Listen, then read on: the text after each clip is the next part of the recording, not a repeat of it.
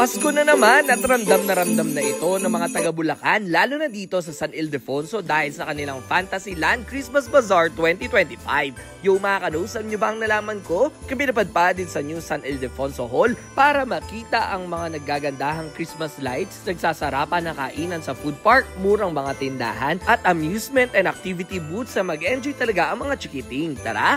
Every week ay may makikita kayo nagpa-perform dito na talaga namang mapapaindak kayo at di ka uuwi na walang picture sa maraming pailaw na kumukuti-kutitap na isinasagawa ngayon sa bayan ng San Ildefonso. Tiyak ako na ang mga bata ang bida dito dahil mag-enjoy sila sa go-kart at inflatable slide at falling snow experience na parang dinala ka sa ibang bansa. Kung gusto mo mamili, meron ditong fish mimi na pwede ka mag-ampon ng isda, pagong o hamster. Mamili ng bagong damit sa Teddy's RTW o kaya mag-picture-picture sa photo booth ng Peak Apron. At pagkatapos maglibot, tara naman at mag-food trip. Nasubukan namin ang siomay ng Siomay Queen, authentic takoyaki ng LDK Takoyaki, creamy cheese buldak ng Korean Buldak, Hungarian sausage on stick, on buns at sulit affordable yet super yummy, perfect for sausage lovers ng Jawbreaker PH. Karing mag-Japanese cake, regular burger ng Kanto Burger na buy one take one nila, cheesy overload footlong, hotdog sandwich, hotdog on stick ng Hot Dogs on the Go, bibingka, puto bumbong at okoy ni Tina and Danny Special, generous sa toppings na nachos ng JM Shawarma,